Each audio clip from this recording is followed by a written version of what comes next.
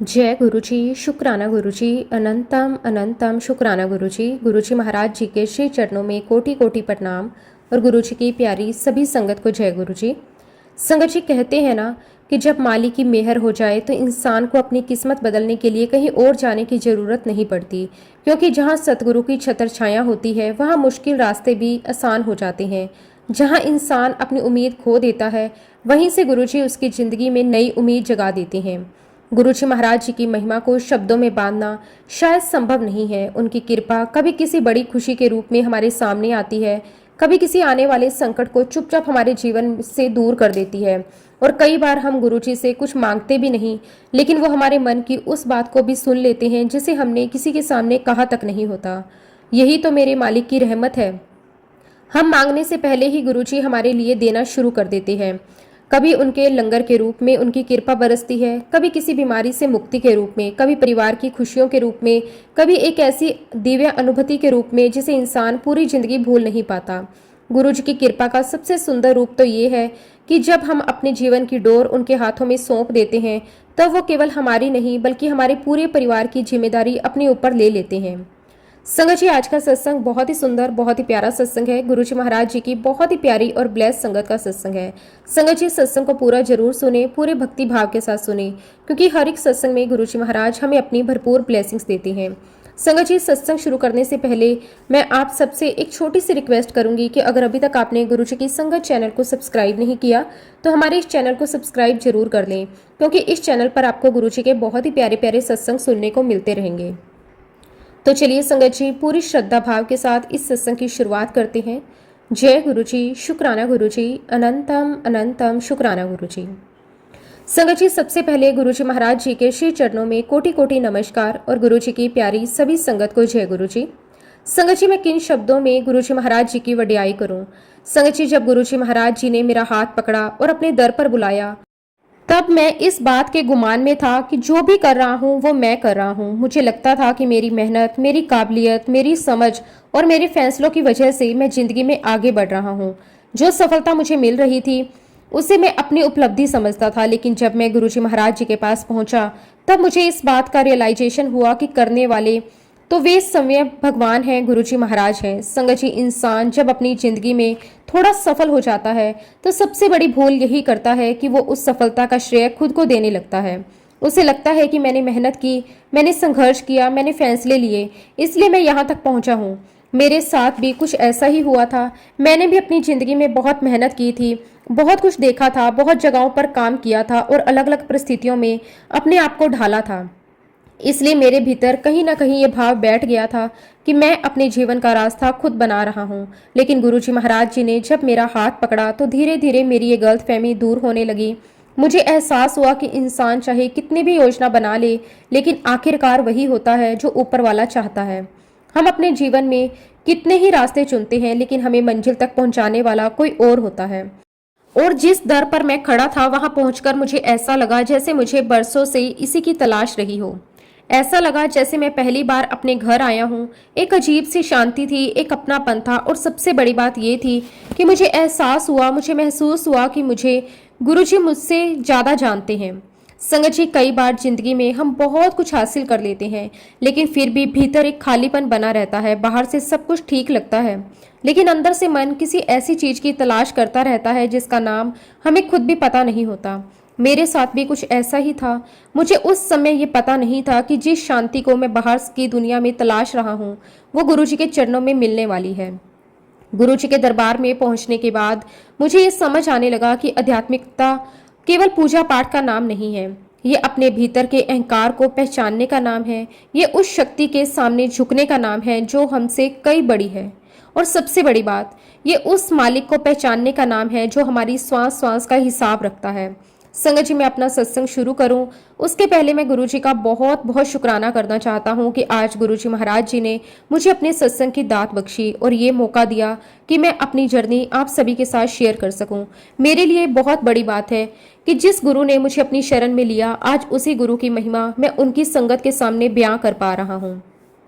मैं ये नहीं मानता कि मैं गुरुजी की महिमा बयां कर रहा हूँ। असल में ये गुरुजी की ही कृपा है कि वो अपनी कहानी स्वयं मुझसे कहलवा रहे हैं, क्योंकि अगर गुरुजी मेरा हाथ नहीं पकड़ते तो शायद मैं आज यहाँ बैठकर ये सब कहने के लायक भी नहीं होता।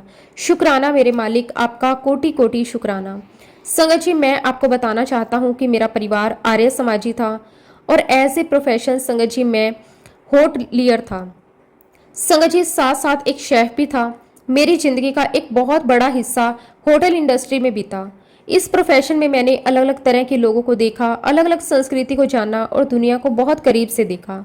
और आप सोच सकते हैं कि जिस व्यक्ति ने अंतर्राष्ट्रीय स्तर पर बड़े बड़े होटलों में काम किया हो, नॉनवेज पकाया हो, नॉनवेज खिलाया हो, ड्रिंक की हो, ड्रिंक बनाना सीखा हो, लोगों को इन चीज़ों के लिए ट्रेंड किया है, संगत जी उस व्यक्ति के लिए आध्यात्मिक रास्ते पर आना इतना आसान तो नहीं था।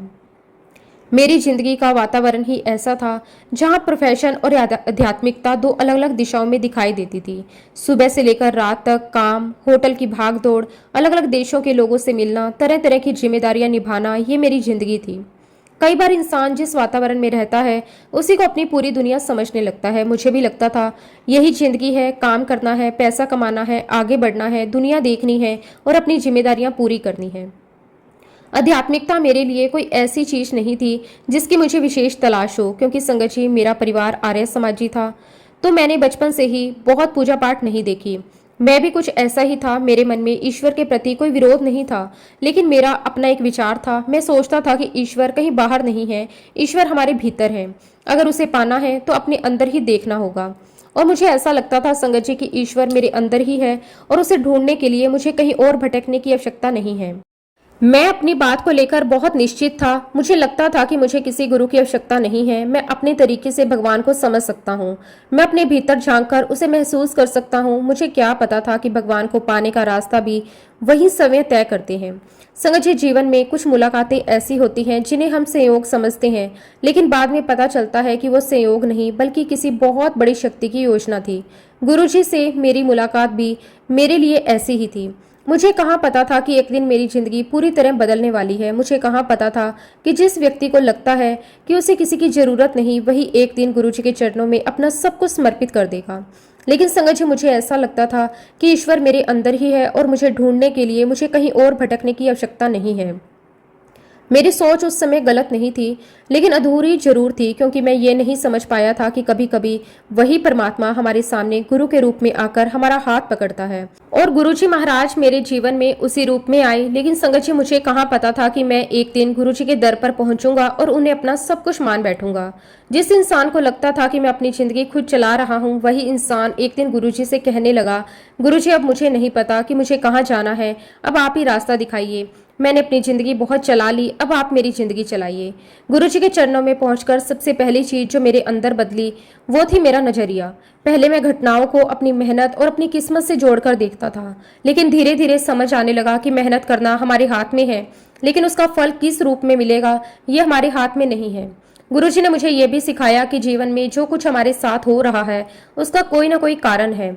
हर सुख के पीछे भी कोई सीख है, हर दुख के पीछे भी कोई कर्म और कोई संदेश छिपा हो सकता है। हालांकि ये रास्ता बहुत कठिन था।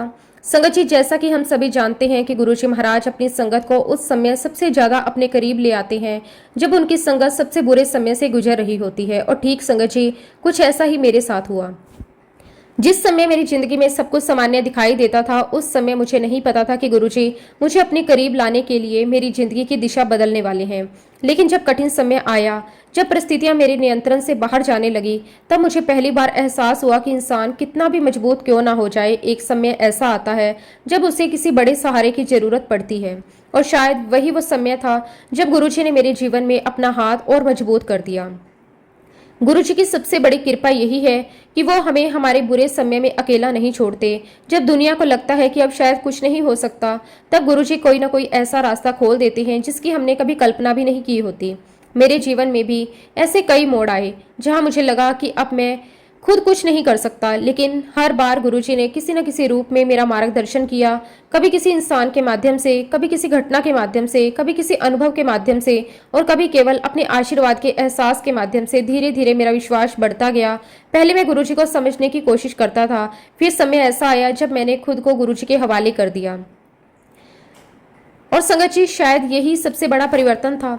जब तक हम गुरुजी को अपनी बुद्धि से समझने की कोशिश करते हैं तब तक बहुत सारे सवाल रहते हैं, लेकिन जिस दिन हम अपने सवालों से ऊपर उठकर गुरुजी पर भरोसा करना शुरू कर देते हैं उस दिन जवाब अपने आप मिलने लगते हैं। संगत जी, मैंने कई बड़ी बड़ी कंट्रीज में ट्रैवल किया, जॉब किया, काम किया, लेकिन हमेशा मेरी वाइफ की हेल्थ में कुछ ना कुछ इशू चलता रहा। संगत जी, मेरी वाइफ की समस्या इतनी बढ़ती जा रही थी कि अगर कोई भी कुछ हमें कहता तो वो सब हम करने लगते। उस समय इंसान की हालत भी कुछ ऐसी ही होती है।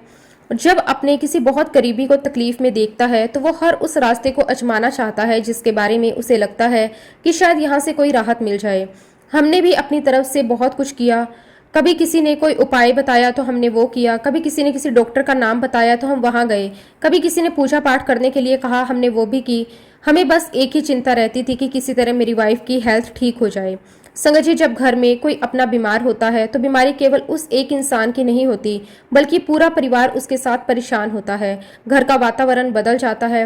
हर समय मन में यही विचार चलता रहता है कि अब क्या करें, कहाँ जाएं, किससे सलाह लें और किस रास्ते से राहत मिलेगी। ऐसे ही समय में अगर कोई हमें किसी नए स्थान के बारे में बताता तो हम उसे भी आजमाने के बारे में सोचने लगते थे। उस समय हमारे मन की स्थिति यही थी कि जहां से भी थोड़ी उम्मीद दिखाई देती हम वहां चले जाते। लेकिन संगत जी, मेरे भीतर एक अलग तरह का विचार था। मैं अपने आप को बहुत ही व्यवहारिक और तार्किक व्यक्ति मानता था। मेरे लिए किसी गुरु के पास जाना या किसी आध्यात्मिक स्थान पर जाकर अपनी समस्या का समाधान तलाशना कोई सहज बात नहीं थी। ऐसे ही हमें एक दिन किसी ने गुरुजी महाराज जी के बारे में बताया, आप लोग वहां जाओ। संगत जी, उस समय मैं आईटीसी होटल में वाइस प्रेसिडेंट के रूप में था। मेरी अपनी एक प्रोफेशनल पहचान थी। मैंने जिंदगी में बहुत कुछ देखा था, अलग अलग जगहों पर काम किया था, बड़े बड़े लोगों के साथ काम किया था और अपनी मेहनत से इस मुकाम तक पहुंचा था। इसलिए मेरे अंदर एक तरह का आत्मविश्वास भी था और शायद उसी आत्मविश्वास के साथ थोड़ा सा अहंकार भी आ गया था। तब मुझे गुरुजी के बारे में बताया गया तो मैंने स्पष्ट रूप से मना कर दिया कि मैं किसी ऐसी जगह नहीं जाऊंगा और किसी भी गुरु में मुझे कोई विश्वास नहीं है।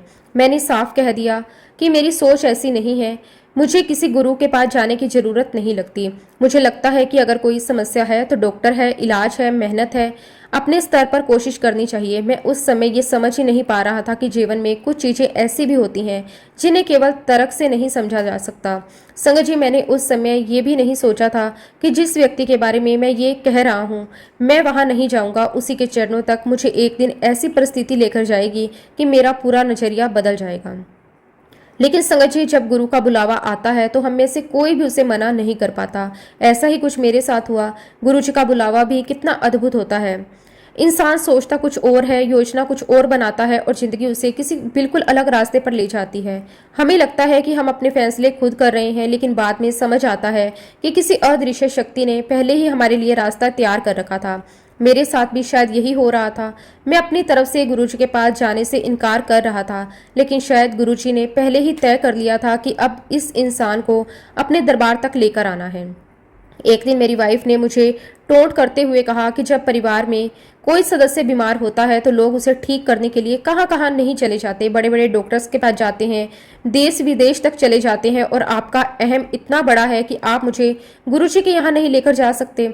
संगत जी, मेरी वाइफ की ये बात सुनकर मैं कुछ पल के लिए बिल्कुल चुप हो गया। उन्होंने कोई बहुत लंबी बात नहीं की थी, लेकिन उनकी उस बात ने मेरे अंदर बहुत गहराई तक असर किया। मैंने सोचा कि बात तो सही है। जब अपनी पत्नी की तबीयत के लिए मैं डॉक्टरों के पास जा सकता हूँ, अलग अलग जगहों पर जा सकता हूँ, हर तरह का इलाज करवा सकता हूँ, तो फिर एक बार किसी जगह जाकर देखने में क्या हर्ज है। मेरे मन में गुरुजी को लेकर विश्वास अभी भी पैदा नहीं हुआ था। मैं ये नहीं सोच रहा था कि वहां जाकर कोई चमत्कार होगा। मैं बस अपनी वाइफ की बात रखने के लिए तैयार हुआ था। लेकिन संगत जी, कई बार गुरुजी तक पहुंचने के लिए शुरुआत विश्वास से नहीं बल्कि मजबूरी से होती है। इंसान किसी उम्मीद के साथ दरबार में आता है और वहां पहुंचकर उसकी जिंदगी ही बदल जाती है। संगत जी, उस दिन मुझे मेरी वाइफ की वो बात बिल्कुल लगी और मैंने उससे कहा कि ठीक है, बताओ कहाँ चलना है। और मेरी वाइफ को जिन्होंने बताया था वो कस्टम में एक ऑफिसर थे। मैंने उनसे बात की तो उन्होंने मुझे कहा कि शाम को आप मुझे अंपायर स्टेट मिले। संगत जी, मुझे उस समय तक ये भी नहीं पता था कि वहां जाकर करना क्या है। मेरे मन में बहुत सारे सवाल थे। मैं सोच रहा था कि आखिर वहां कोई गुरु है, उनसे मिलना होगा, अपनी समस्या बतानी होगी, बात करनी होगी, शायद वो कोई समाधान बताएंगे। लेकिन मुझे क्या पता था, गुरुजी का दरबार किसी सामान्य जगह जैसा नहीं है। वहां पहुंचकर चीजों को समझने के लिए केवल आंखें नहीं, मन भी चाहिए होता है। शाम का समय था। मैं अपने मन में तरह तरह के विचार लेकर वहां पहुंचा। मेरे भीतर अभी भी वही पुरानी सोच थी। मैं अपने आप से कह रहा था, मैं केवल अपनी वाइफ के लिए आया हूं। मैं खुद किसी गुरु में विश्वास नहीं करता। मैं केवल ये देखने आया हूं कि यहाँ होता क्या है। संगत जी, शाम 7 बजे जैसे ही मैं अंपायर स्टेट पहुंचा, वहां ऑफिसर सीधे मेरे पास आए। पूरे रास्ते मेरे मन में यही चल रहा था कि आखिर अब आगे क्या होगा। मुझे नहीं पता था कि अंदर क्या प्रक्रिया है, क्या कोई बात करेगा, क्या मुझे गुरुजी से मिलने दिया जाएगा, क्या मैं अपनी वाइफ की समस्या के बारे में कुछ बता पाऊंगा, क्या गुरुजी कोई समाधान बताएंगे। मेरे मन में बहुत सारे सवाल थे। संगत जी, जैसे जैसे हम अंदर की तरफ बढ़ रहे थे, मेरे मन में एक अलग ही तरह का उत्सुकता पैदा हो रही थी। मैं बाहर से बिल्कुल सामान्य था, लेकिन अंदर से लगातार सोच रहा था कि अब आगे क्या होने वाला है। तो जाते जाते मैंने उनसे पूछा कि हमें अंदर करना क्या है। मैंने ये सवाल इसलिए पूछा क्योंकि मैं चाहता था कि मुझे पहले से पता हो कि वहां करना क्या है। आखिर मैं पहली बार जा रहा था, मुझे कोई जानकारी नहीं थी। तो उन्होंने बड़े प्यार से मुझे बताया कि हमें कुछ भी नहीं करना, बस जो मैं कराता जाऊं आप वही करते जाना, और गुरुजी तो वहां पर बात भी नहीं करते। संगत जी, जब उन्होंने ये बात कही, मुझे और भी अजीब लगा। मैंने मन ही मन सोचा, ये कैसी जगह है, मैं अपनी वाइफ की समस्या के लिए यहाँ आया हूँ। मेरे मन में इतने सारे सवाल हैं। मैं सोच रहा था गुरुजी से बात करूंगा, उन्हें समस्या बताऊंगा, शायद वो कुछ पूछेंगे, कुछ बताएंगे, कोई रास्ता बताएंगे। और यहाँ मुझे बताया गया कि गुरुजी तो बात ही नहीं करते। मुझे ये बात बहुत अजीब लगी। मैं मन ही मन सोच रहा था कि मैं तो अपनी वाइफ की समस्या के लिए आया था। अगर गुरुजी बात नहीं करेंगे तो यहाँ आने का मतलब ही क्या है। संगत जी, उस समय मेरे मन में गुरुजी के प्रति कोई विशेष भावना नहीं थी। मैं बस एक परेशान पति की तरह अपनी पत्नी के लिए किसी उम्मीद की तलाश में आया था। लेकिन गुरुजी शायद मुझे किसी और कारण से बुला चुके थे। मुझे क्या पता था कि उस दिन मुझे गुरुजी से बातचीत करने की आवश्यकता ही नहीं पड़ेगी, क्योंकि कुछ मुलाकातें शब्दों से नहीं होती, कुछ मुलाकातें केवल आंखों और आत्मा के स्तर पर होती है। जैसे ही संगत जी हम दरबार में गए, शब्द गुरबानी की आवाज आ रही थी। संगत जी, जैसे ही मैंने उस वातावरण में कदम रखा, मेरे कानों में गुरबानी की आवाज आई। बाहर की दुनिया से बिल्कुल अलग एक वातावरण था। वहां लोगों के चेहरे पर श्रद्धा थी, शांति थी, एक अपनापन था जिसे मैं उस समय समझ नहीं पा रहा था। मैंने देखा कि गुरुजी महाराज गद्दी पर विराजमान थे। वो मेरा गुरुजी के साथ पहला सामना था। मैंने उन्हें पहली बार उस रूप में देखा था। मेरे मन में बहुत सारे सवाल थे, लेकिन जैसे ही मेरी नज़र गुरुजी पर पड़ी, मेरे अंदर जैसे कुछ क्षणों के लिए सब कुछ शांत हो गया। मैंने देखा कि सभी संगत उनके चरण स्पर्श कर रही थी। लोग बड़ी श्रद्धा से गुरुजी के महाराज के पास आ रहे थे। कोई माथा टेक रहा था, कोई उनके चरणों में झुक रहा था, कोई दूर से हाथ जोड़कर खड़ा था।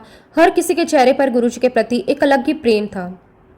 मैं ये सब देख रहा था। मेरे मन में विचार चल रहे थे, आखिर ऐसा क्या है यहाँ की इतने सारे लोग इतनी श्रद्धा से इनके सामने झुक रहे हैं। मैं उस समय तक गुरुजी को समझने की कोशिश कर रहा था, लेकिन शायद गुरुजी ने उसी समय मेरे भीतर कुछ ऐसा बो दिया जिसका असर आगे चलकर मेरी पूरी जिंदगी में होने वाला था। वही मेरी नज़र पड़ी। अरुण शौरी जी थे और राजेश पायलट और उनकी वाइफ भी खड़ी थी। संगत जी, मैंने अपने जीवन में बड़े बड़े लोगों के साथ काम किया था, देश दुनिया के कई प्रभावशाली लोगों को देखा था, लेकिन उस दिन मैंने देखा कि यहाँ कोई व्यक्ति अपनी पहचान या पद लेकर नहीं आया था। वहां हर कोई गुरुजी के सामने संगत बनकर खड़ा था। यह दृश्य मेरे लिए बहुत अलग था। मैंने मन में सोचा कि जिन लोगों को दुनिया इतना सम्मान देती है, वे भी यहाँ उसी तरह सिर झुकाकर खड़े हैं जैसे बाकी संगत खड़ी है। उस समय मेरे भीतर एक सवाल जरूर उठा, आखिर इस व्यक्ति में ऐसी क्या शक्ति है? कितने बड़े बड़े लोग इनके सामने आकर श्रद्धा से खड़े होते हैं। लेकिन संगत जी, उस सवाल का जवाब मुझे उस दिन नहीं मिला। उसका जवाब तो मुझे धीरे धीरे अपनी पूरी यात्रा में मिला। तभी संगत जी, जो मेरे साथ ऑफिसर थे, और उन्होंने गुरुजी को माथा टेका, और मैंने भी संगत जी उनके पीछे पीछे गुरुजी महाराज जी को माथा टेक दिया। संगत जी, इतने में वो अंकल पीछे जाकर बैठ गए, और जैसे ही मैं माथा टेक कर उठा, मेरी नज़र गुरुजी महाराज जी से मिली। गुरुजी ने मुझे और मेरी वाइफ को हाथ के इशारे से अपने पास बैठने को कहा। संगत जी, ये मेरे लिए बिल्कुल नया था, एक्सपीरियंस था। मैं तो पहली बार वहां गया था। मैं तो मन में यही सोचकर बैठा था कि शायद मुझे दूर कहीं बैठना होगा। मुझे तो ये भी नहीं पता था कि दरबार में किस तरह बैठना है, क्या करना है, गुरुजी कैसे सबसे मिलते हैं। मैं तो केवल अपने मन में अपनी वाइफ की बीमारी को लेकर आया था। लेकिन जैसे ही मैंने गुरुजी को माथा टेका, उठकर उनकी तरफ देखा, हमारी नजरें मिली और गुरुजी ने हमें अपने पास बुला लिया। संगत जी, उस एक पल को मैं आज तक नहीं भूल सका, क्योंकि मैं गुरुजी को जानता तक नहीं था। उनके बारे में मेरी कोई विशेष जानकारी नहीं थी, ना ही मेरे मन में उस समय कोई बहुत गहरी श्रद्धा थी। फिर भी गुरुजी ने जैसे मुझे पहचान लिया हो, ऐसा लगा जैसे वो मुझे पहली बार नहीं देख रहे, बल्कि बहुत पहले से जानते हो। गुरुजी ने मुझे और मेरी वाइफ को अपने पास बिठाया। मेरी वाइफ तो गुरुजी के पास बैठकर बहुत ही सहज महसूस कर रही थी, लेकिन मेरे मन में उस समय भी कई तरह के विचार चल रहे थे। मैं चुपचाप बैठा हुआ पूरे वातावरण को देख रहा था, समझने की कोशिश कर रहा था कि आखिर यहाँ हो क्या रहा है। मैंने आसपास देखा, संगत बहुत शांत बैठी थी, कहीं कोई शोर नहीं था। गुरुजी गद्दी पर विराजमान थे। पूरा वातावरण एक अलग ही तरह की शांति से भरा हुआ था। गुरबानी चल रही थी। बीच बीच में मेरी नज़र अपने आप गुरुजी महाराज जी की तरफ चली जाती। थोड़ी देर में संगत जी मैं गुरुजी को देख रहा था। मैं कोशिश करता कि गुरुजी थोड़ा ध्यान से गुरुजी को देखूं, उनके चेहरे को समझूं, ये जानने की कोशिश करूं कि आखिर ऐसा क्या है, उनमें ऐसा क्या है कि लोग इतनी श्रद्धा से उनके चरणों में आ रहे हैं। लेकिन संगत जी, जितनी देर मैं उन्हें देखता उतनी ही देर में मेरे भीतर एक अजीब सी अनुभूति होती।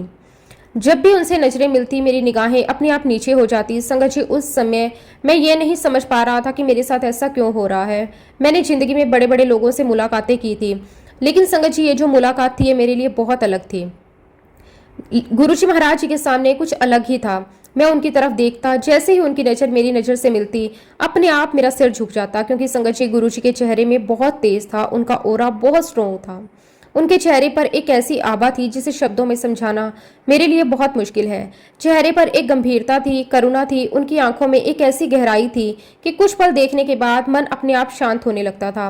मैं उस समय ये समझ नहीं पा रहा था, मेरे भीतर का वो व्यक्ति जो हर चीज को तर्क से समझना चाहता था, वो भी उस अनुभव के सामने कुछ क्षणों के लिए चुप हो गया। मैं मन में सोच रहा था कि आखिर ये क्या हो रहा है। मैं तो यहाँ केवल अपनी वाइफ की बीमारी के कारण आया हूँ। मेरा तो किसी गुरु में विश्वास भी नहीं था। फिर मैं इस व्यक्ति को देखकर इतना अलग क्यों महसूस कर रहा हूँ। उस समय मेरे पास इन सवालों का कोई जवाब नहीं था। मैं केवल चुपचाप बैठा रहा, गुरुजी को देखता रहा। थोड़ी देर बाद संगत जी चाय प्रसाद आया तो मैंने उसके लिए मना कर दिया। मेरे मन में उस समय प्रसाद को लेकर भी अपनी एक अलग धारणा थी। मुझे प्रसाद का मतलब मिठाई या कोई खाद्य पदार्थ समझ में आता था, इसलिए जब मेरे सामने चाय आई तो मैंने सहज रूप से मना कर दिया। पास में बैठे हुए अंकल ने कहा, अंकल ले लीजिए, ये प्रसाद है। यह सुनकर तो और आश्चर्य हुआ। मैं मन में सोचने लगा, भैया प्रसाद में लड्डू होते हैं, पेड़े होते हैं, ये कैसा प्रसाद है। मैंने मन ही मन सोचा कि चाय भी कहीं प्रसाद होती है, लेकिन फिर मैंने देखा कि वहाँ सभी लोग बड़े प्रेम और श्रद्धा से चाय प्रसाद ग्रहण कर रहे थे। मेरे पास बैठे अंकल ने भी बहुत ही प्यार से कहा कि इसे प्रसाद समझकर ले लीजिए। उनके कहने का तरीका ऐसा था कि मुझे लगा शायद मुझे इसे मना नहीं करना चाहिए। खैर संगत जी, मैंने चाय प्रसाद ले लिया।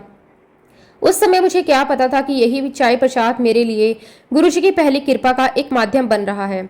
मैं तो केवल चाय समझकर पी रहा था, लेकिन गुरुजी के दरबार में जाकर धीरे धीरे समझ आया कि वहां मिलने वाली हर चीज को केवल उसके बाहरी रूप से नहीं देखा जाता। वहां प्रसाद का अर्थ केवल भोजन नहीं था, वहां गुरुजी की कृपा का माध्यम था। लेकिन संगत जी, मुझे उस समय यह सब पता नहीं था।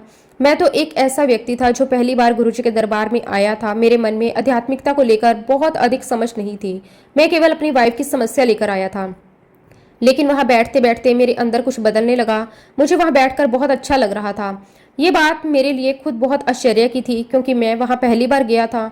वहां मेरे लिए कोई परिचित माहौल भी नहीं था, फिर भी मन में एक अजीब ही शांति आ रही थी। जितनी देर मैं वहां बैठा रहा उतना ही मेरा मन शांत होता गया, और जितनी बार मैं गुरुजी को देखता मुझे ऐसा लगता गुरुजी मेरे ऊपर वशीकरण कर रहे हों। उस समय मुझे ये शब्द समझ में आता था। मुझे लगता था कि मैं अपनी इच्छा से बार बार उनकी तरफ क्यों देख रहा हूँ, मैं उनसे नजरें क्यों नहीं हटा पा रहा हूँ, उनके सामने बैठकर मुझे इतनी शांति क्यों मिल रही है। मैंने जिंदगी में बहुत से लोगों को देखा था, लेकिन ऐसा अनुभव कभी नहीं हुआ। संगत जी, आज जब पीछे मुड़कर देखता हूँ तो लगता है वो किसी प्रकार का वशीकरण नहीं था, वो तो गुरुजी की वो कृपा थी जिसके बारे में मैं उस समय अनजान था। शायद गुरुजी मेरे मन को अपने साथ जोड़ रहे थे। शायद मेरे अंदर जो अहंकार था, जो ये सोच थी कि मुझे किसी गुरु की आवश्यकता नहीं, वो धीरे धीरे टूट रही थी। मैं जिस व्यक्ति को मानता था, मैं अपनी जिंदगी खुद चला रहा था, उसी के भीतर गुरुजी शायद ये भाव पैदा कर रहे थे कि अब तू मेरी तरफ देख। थोड़ी देर बाद संगत जी गुरुजी के ठीक सामने दो कतार बनी और उस पर चटाइयां बिछाई गई। हमें लंगर के लिए बिठाया गया। संगत जी, ये भी मेरे लिए बिल्कुल नया अनुभव था। मैंने सोचा था कि शायद पहले गुरुजी से बातचीत होगी, फिर कोई अलग व्यवस्था होगी, लेकिन वहां तो बड़ी सहजता से सभी संगत को लंगर के लिए बिठाया गया। मैं भी अपनी वाइफ के साथ जाकर बैठ गया। तब मुझे पता चला कि एक ही थाली में 4 लोग खाते हैं। संगत जी, ये बात सुनकर मुझे उस समय बहुत अजीब लगा। मैंने मन में सोचा, ये कैसी व्यवस्था है, 4 लोग एक ही थाली में कैसे खाएंगे। मेरी सोच उस समय अभी भी बाहरी दुनिया की सुविधाओं और अपने विचार के तरीके से प्रभावित थी। मुझे इस वक्त बहुत ज्यादा अजीब लगा, लेकिन एक बात बहुत अच्छी भी लगी।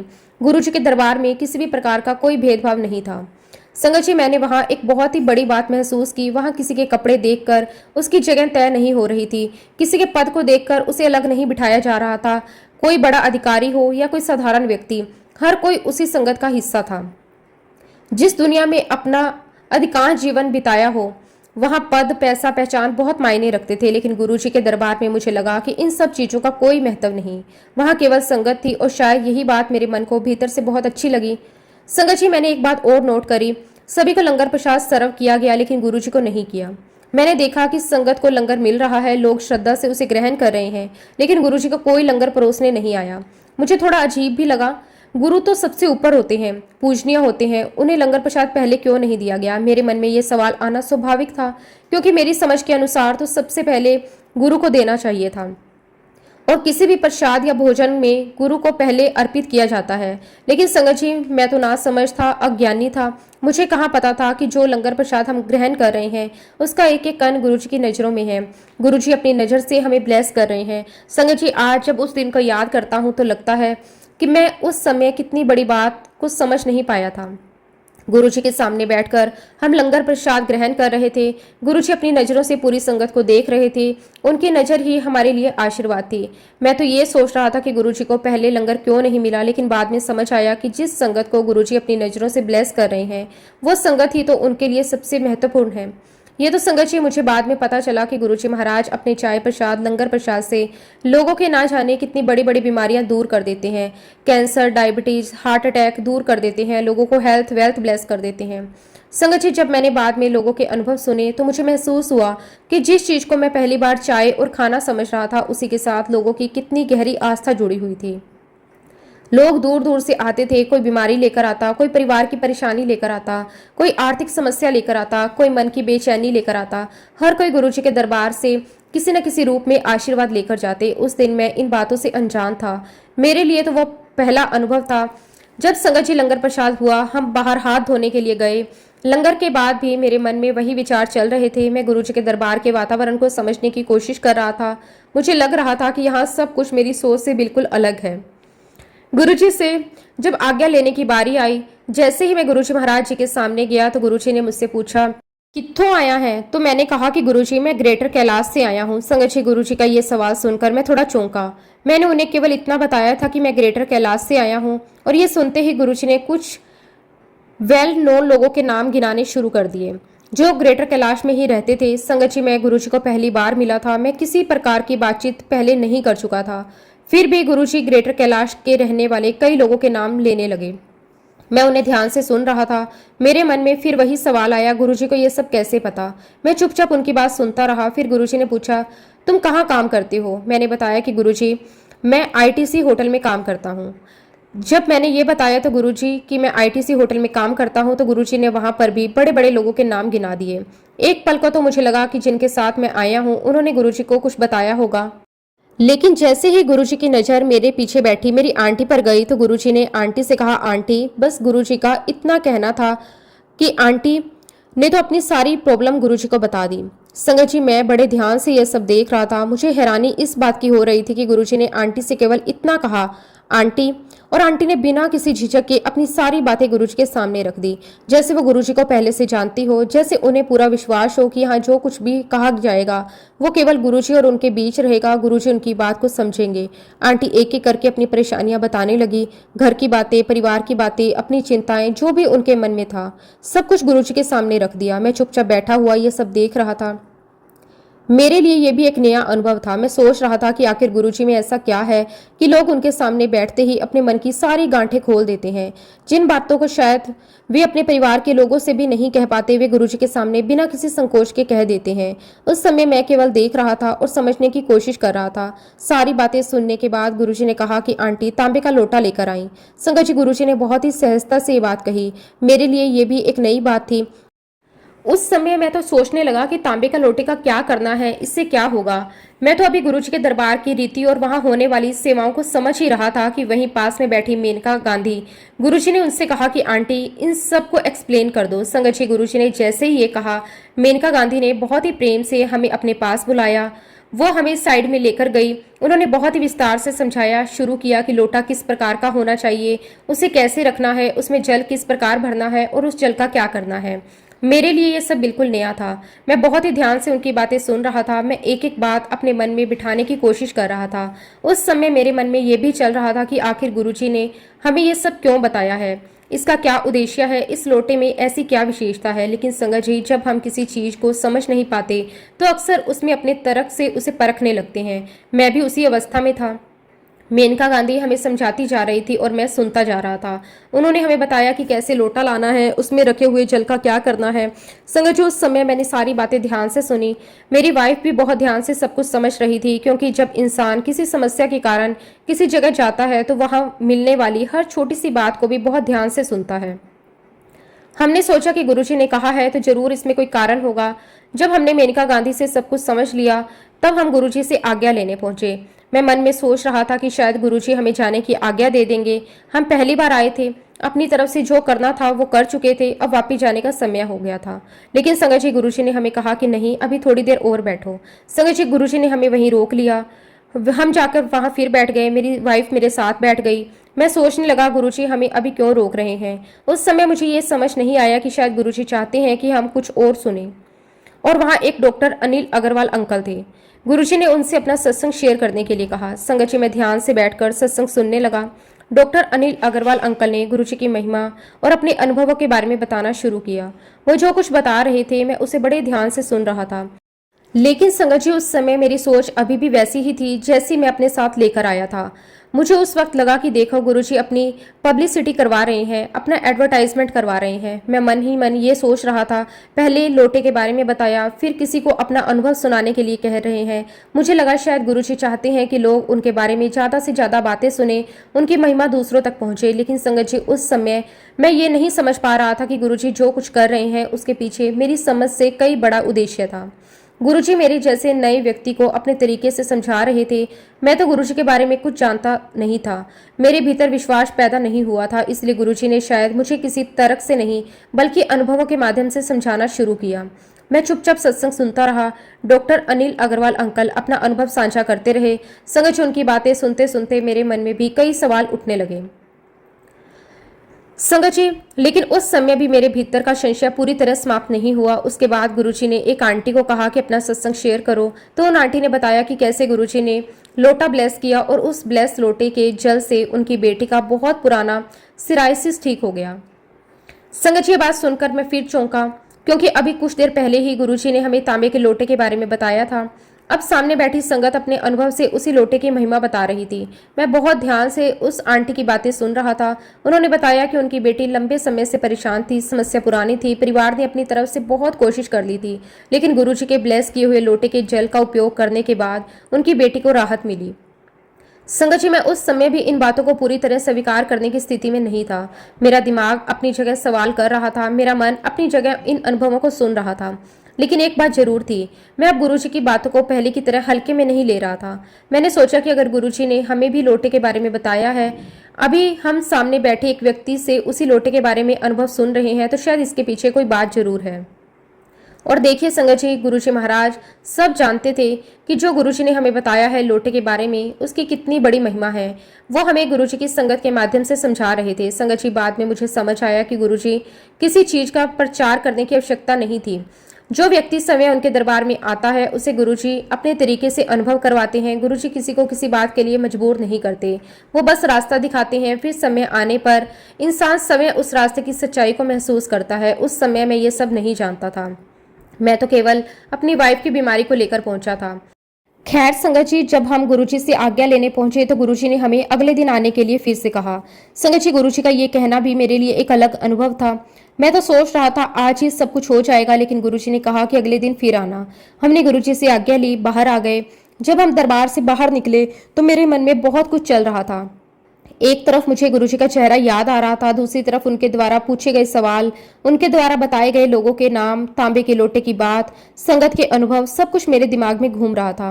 मैं अपनी वाइफ की तरफ देखता और फिर चुप हो जाता। संगत जी, मैं और मेरी वाइफ आधे रास्ते कुछ नहीं बोले। हम दोनों जैसे अपने अपने विचारों में खोए हुए थे। शायद मेरी वाइफ भी ये सब सोच रही थी। मुझे गुरुजी का अनुभव कैसा लगा होगा। मैं भी भीतर ही भीतर उस पूरे अनुभव को समझने की कोशिश कर रहा था। फिर आधे रास्ते के बाद मेरी वाइफ ने चुप्पी तोड़ी। फिर मेरी वाइफ ने पूछा कि आपको वहां कैसा लगा। मैंने कहा कि मुझे तो बहुत अच्छा लगा, आनंद आया। तुम्हें कैसा लगा? मैंने ये बात बिल्कुल दिल से कही थी। मुझे सच में वहां बैठकर अच्छा लगा था। गुरुजी के पास बैठने में एक अलग ही तरह की शांति महसूस हुई थी। हालांकि मैं अभी भी गुरुजी के बारे में बहुत कुछ नहीं जानता था, लेकिन मेरे भीतर उनके लिए एक आकर्षक पैदा जरूर हो चुका था। संगत जी, यहाँ मैं आपको एक बहुत ही इंपॉर्टेंट बात बताना चाहता हूँ। कुछ सालों पहले मेरी वाइफ को पेट में बहुत दर्द हुआ था। उसकी एक छोटी सी सर्जरी हुई थी। उस सर्जरी के बाद संगत जी, मेरी वाइफ की खाने पीने की पूरी आदत ही बदल गई थी। उसके लिए सामान्य खाना भी आसान नहीं था। उसके पेट की समस्या के कारण उसे बहुत ही सावधानी रखनी पड़ती थी। मिर्ची मसाले वाली चीज़ों से वो बहुत दूरी बनाकर रखती थी। यहाँ तक कि सामान्य भोजन भी बहुत सोच समझ कर लेती थी। उसके खाने का तरीका इतना बदल गया था कि कई बार परिवार में भी हमें उसके लिए अलग से भोजन तैयार करना पड़ता था। मिर्च मसाले वाला खाना तो बहुत दूर की बात है। जनरली वो ज़्यादा बॉइल्ड फूड ही खाती थी या फिर लिक्विड फॉर्म में फूड को लेती थी। संगत जी, अब आप मेरी स्थिति समझ सकते हैं। जिस व्यक्ति को सामान्य खाने में भी परेशानी होती हो, जो अधिकतर लिक्विड फॉर्म में खाना खाता हो, वो गुरुजी के दरबार में बैठकर लंगर प्रसाद ग्रहण कर रही थी। मैंने देखा कि लंगर में मिर्च मसाले वाला खाना था। तो जब मुझे लगा कि गुरुजी यहाँ पर मेरी वाइफ ने इतना मिर्ची वाला लंगर खा लिया है, तो अब तो डेफिनेटली इसकी तबीयत खराब होने वाली है। मैंने मन में तुरंत यही विचार आने लगा, पता नहीं अब घर जाकर क्या होगा। मैंने सोचा कि शायद कुछ देर बाद पेट में दर्द शुरू होगा, शायद उसे दवा लेनी पड़ेगी, शायद हमें डॉक्टर के पास जाना पड़ेगा। मैं अपनी वाइफ को देख रहा था, सोच रहा था कि उसने आखिर इतना खाना कैसे खा लिया। मुझे बड़ा सरप्राइज हुआ। मेरी वाइफ ने लंगर कैसे खा लिया। संगत जी, मेरे लिए बहुत बड़ी बात थी, क्योंकि मैं उसकी पुरानी समस्या को जानता था। मुझे पता था कि वो क्या खा सकती है और क्या नहीं। तभी संगत जी, मेरी वाइफ ने अपने पर्स में से इंजेक्शन निकाला और कुछ दवाइयां निकाली। जैसे ही मैंने उसके हाथ में इंजेक्शन और दवाइयां देखी, मेरी चिंता और बढ़ गई। मुझे लगा कि शायद मेरे दिमाग में चल रहा है कि उसकी तबीयत बिगड़ेगी, वैसा ही हो रहा है। मैंने तुरंत उसकी तरफ देखा। मुझे लगा शायद दर्द शुरू हो गया या कोई परेशानी हो रही है। तो मैंने पूछा, हॉस्पिटल ले चलूं? मैंने ये सवाल चिंता में पूछा था। मेरे मन में यही विचार था कि उसकी तबीयत बिगड़ रही है तो देर नहीं करनी चाहिए। आखिर उसकी पुरानी समस्या थी। मैं कोई रिस्क नहीं लेना चाहता था। लेकिन मेरी वाइफ ने मेरी तरफ देखा और बहुत ही सहजता से कहा कि नहीं, बिल्कुल नहीं। गंगा जी, मेरी वाइफ ने कहा कि नहीं, मुझे कोई दर्द नहीं है। मेरी वाइफ की ये बात सुनकर मैं कुछ पल के लिए बिल्कुल चुप हो गया, क्योंकि मेरे मन में तो यही चल रहा था कि अभी उसकी तबीयत खराब होगी, उसके पेट में दर्द होगा, अभी दवाइयां लेनी पड़ेगी, शायद हॉस्पिटल जाना पड़ेगा। मैंने फिर भी उससे पूछा कि तुमने इतनी मिर्ची मसाले वाली चीजें कैसे खा ली? तुम्हें तो इतने सालों से इस तरह का खाना सूट ही नहीं करता। लेकिन वो कहने लगी, मुझे कुछ नहीं हुआ, मैं बिल्कुल ठीक हूँ। संगत जी, मेरे लिए बात बहुत बड़ी थी, क्योंकि मैं अपनी वाइफ की पुरानी तकलीफ को अच्छी तरह जानता था। लेकिन उस दिन गुरुजी के दरबार में उसने लंगर प्रसाद ग्रहण किया और उसे कुछ भी नहीं हुआ। मैं उस समय इस बात को पूरी तरह समझ नहीं पा रहा था। मैं अपने मन को समझाने की कोशिश कर रहा था। शायद आज कोइंसिडेंस से कुछ नहीं हुआ होगा, शायद सब ठीक रहा होगा, शायद इसका दर्द बाद में शुरू हो। लेकिन संगत जी, गुरुजी की लीला को इंसान अपनी बुद्धि से कहाँ समझ सकता है। जब संगत जी हम घर पहुंचे तो मुझे लग रहा था कि शायद हमेशा की तरह आज भी मुझे रात में जागना पड़ेगा, क्योंकि संगत जी, कई बार मेरी वाइफ रात में मुझे उठाया करती थी, क्योंकि उन्हें तकलीफ होती थी। कई रातें ऐसी होती थी जब अचानक उनकी तबीयत खराब हो जाती, उनका पेट में दर्द होता, कभी बेचैनी होती, कभी इतनी परेशानी होती कि उन्हें रात में मुझे उठाना पड़ता। मैं भी उनकी तकलीफ देखकर तुरंत उठ जाता, कभी पानी देता, कभी दवा देता। इसलिए उस रात मेरे मन में यही था कि पता नहीं रात को कब उठना पड़े। मैंने सोचा कि अभी तो गुरुजी के दरबार से आए हैं, वहां लंगर भी कर लिया, लेकिन शायद रात को इसकी तबीयत बिगड़ सकती है। लेकिन संगत जी, उस रात कुछ ऐसा हुआ जिसकी मैंने कल्पना भी नहीं की थी। संगत जी, उस रात मैं और मेरी आंटी बड़ी चैन की नींद सोए। ये बात मेरे लिए बहुत ही आश्चर्य की थी। रात बिल्कुल शांतिपूर्वक निकल गई, ना कोई दर्द, ना कोई बेचैनी। रात में मुझे उठने की जरूरत भी नहीं पड़ी। जब मैं सुबह उठा, मुझे लगा शायद मेरी आंटी भी उठ गई होगी, लेकिन जब मैंने देखा आंटी बहुत देर तक सोती रही। मैं उन्हें देखकर सोचने लगा शायद वो थकी हुई हैं। मैंने उन्हें उठाया नहीं, उन्हें आराम से सोने दिया। और जब आंटी उठी तो मैंने पूछा, तबीयत कैसी है? मेरे मन में अभी भी यही था कि शायद रात को कुछ परेशानी हुई होगी, वो मुझे बताना भूल गई होंगी। लेकिन आंटी कहने लगी, मुझे कोई दर्द नहीं है। संगत जी, उनकी ये बात सुनकर मैं एकदम शांत हो गया। मैंने उनकी तरफ देखा और मन में पिछली शाम का पूरा दृश्य घूमने लगा। गुरुजी का दरबार, गुरुजी महाराज जी के चरणों में बैठना, चाय प्रसाद लेना, लंगर प्रसाद लेना। संगत जी, तब मुझे पहली बार भीतर से महसूस हुआ कि कुछ तो बात है गुरुजी के दरबार में। गुरुजी ने अपने आशीर्वाद दिया और अपने जल प्रसाद और अपने लंगर प्रसाद से मेरी वाइफ की बीमारी को काटा। संगत जी, मैं उस समय तक गुरुजी के बारे में बहुत कम जानता था। मेरे मन में अभी भी कई सवाल थे, लेकिन उस रात और अगली सुबह जो हुआ उसने मुझे भीतर गुरुजी के प्रति एक नया विश्वास पैदा कर दिया। मैंने सोचा कि अगर गुरुजी के दरबार में आने के बाद मेरी वाइफ को इतने वर्षों की तकलीफ के बावजूद रात को कोई दर्द नहीं हुआ, तो जरूर यहाँ कोई ऐसी शक्ति है जिसे मैं अभी समझ नहीं पा रहा। मैंने मन ही मन गुरुजी महाराज जी का शुक्राना किया। मैंने कहा कि गुरुजी, अगर ये आपकी कृपा है, लेकिन मैं अभी इसे पूरी तरह समझ नहीं पा रहा हूँ, लेकिन आपका धन्यवाद जरूर करता हूँ। फिर संगत जी, अगले दिन शाम को हम लोटा लेकर गुरुजी महाराज जी के पास पहुंचे। गुरुजी ने जिस तांबे के लोटे के बारे में हमें बताया था, हम वही लोटा लेकर उनके दरबार में पहुंचे। अब मेरे मन में पहले जैसी जिज्ञासा नहीं थी। अब मैं उस लोटे को केवल एक बर्तन की तरह नहीं देख रहा था। मेरे मन में यही भावना आ गई कि गुरुजी ने कहा है तो इसमें जरूर कोई कृपा है। हम गुरुजी के सामने पहुंचे। गुरुजी ने उस लोटे को ब्लेस किया। उस समय मेरे भीतर एक अलग ही भावना थी। जिस व्यक्ति ने कुछ समय पहले गुरुजी के पास आने से साफ मना कर दिया था, वही व्यक्ति अब उनके सामने बैठकर अपने घर के लिए, अपनी वाइफ के लिए आशीर्वाद मांग रहा था। मुझे खुद अपने अंदर आया ये बदलाव बहुत बड़ा लगता था। तब से संगत जी हमारी गुरुजी के साथ जर्नी शुरू हो गई। संगत जी, वो केवल एक लोटा लेकर गुरुजी महाराज जी के पास जाने की बात नहीं थी, वो मेरे जीवन की दिशा बदलने की शुरुआत थी। उस दिन के बाद गुरुजी के साथ मेरा ये रिश्ता धीरे धीरे मजबूत होता चला गया। उसके बाद मेरी वाइफ लगातार गुरुजी के ब्लेस लोटे से जल प्रसाद ग्रहण करती रही। हम उस जल को बहुत श्रद्धा से ग्रहण करते थे। हमारे लिए वो केवल जल नहीं था, हमारे लिए वो गुरुजी महाराज जी की कृपा का माध्यम था। मेरी वाइफ की तबीयत को लेकर जो डर हमेशा हमारे मन में रहता था, उसमें भी धीरे धीरे कमी आने लगी और बीच बीच में जब भी हमें समय मिलता हम गुरुजी महाराज जी के दरबार में जाने लगे, गुरुजी महाराज जी के आशीर्वाद को लेने लगे। संगत जी, ये पल हमारी जिंदगी में बहुत बहुत खास रहा। मैं गुरुजी महाराज जी का जितना भी शुक्राना करूं उतना कम है। संगत जी, धीरे धीरे गुरुजी का दरबार हमारे जीवन का हिस्सा बन गया। पहले जहां मुझे गुरुजी के पास जाने की कोई आवश्यकता महसूस नहीं होती थी, अब समय मिलता तो मेरा मन खुद कहता कि चलो गुरुजी के दरबार चलते हैं। पहले जहाँ मैं आध्यात्मिक बातों को लेकर सवाल करता था, अब उन्हीं बातों को ध्यान से सुनने लगा था। पहले जहाँ मैं गुरुजी को केवल एक व्यक्ति के रूप में देख रहा था, अब मेरे भीतर उनके लिए श्रद्धा पैदा होने लगी थी। संगत जी, इस प्रकार यह सिलसिला ऐसे ही चलता रहा। हम गुरुजी महाराज जी के पास जाते रहे, सत्संग सुनते रहे। गुरुजी की कृपा से हमारी जिंदगी धीरे धीरे बदलनी शुरू हो गई। संगत जी, इसी के साथ अब मैं अपने सत्संग को, अपनी वाणी को यहीं पे विराम देता हूँ। जब भी गुरुजी महाराज मुझे आज्ञा देंगे, मैं अपना आगे का सत्संग भी आपके साथ जरूर शेयर करूंगा। अगर इस सत्संग के दौरान मुझसे कोई गलती हुई हो तो मैं हाथ जोड़कर पूरे संगत परिवार से और गुरुजी महाराज जी से क्षमा चाहता हूँ। जय गुरुजी, शुक्राना गुरुजी, अनंतम अनंतम शुक्राना गुरुजी। ओम नमः शिवाय, शिवजी सदा सहाय। ओम नमः शिवाय, गुरुजी सदा सहाय। जय गुरुजी, शुक्राना गुरुजी।